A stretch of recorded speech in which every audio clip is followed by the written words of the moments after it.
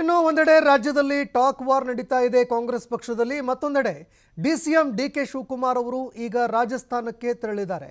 ರಾಜಸ್ಥಾನದಿಂದ ಅವರು ದೆಹಲಿಗೂ ಕೂಡ ಪ್ರಯಾಣ ಬೆಳೆಸ್ತಾರೆ ಎನ್ನುವಂತಹ ಮಾತುಗಳು ಕೇಳಿಬರ್ತಾ ಇದೆ.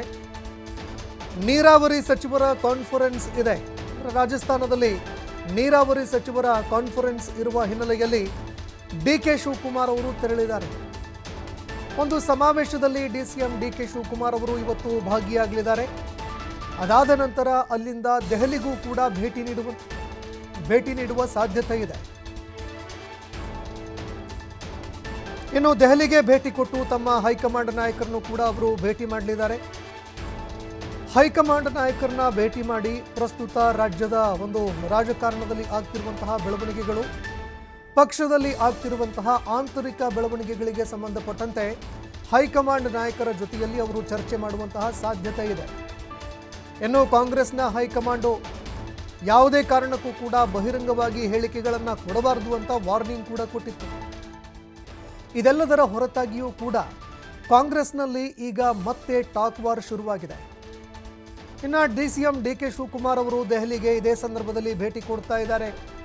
ಹೀಗಾಗಿ ಈ ಎಲ್ಲ ಟಾಕ್ ವಾರ್ಗಳಿಗೆ ಬ್ರೇಕ್ ಹಾಕೋದಕ್ಕೆ ಮುಂದಾಗ್ತಾರಾ?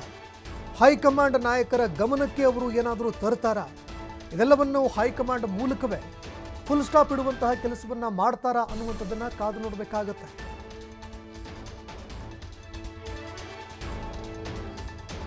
ರಾಜಸ್ಥಾನಲ್ಲಿ ಆಲ್ ಇಂಡಿಯಾ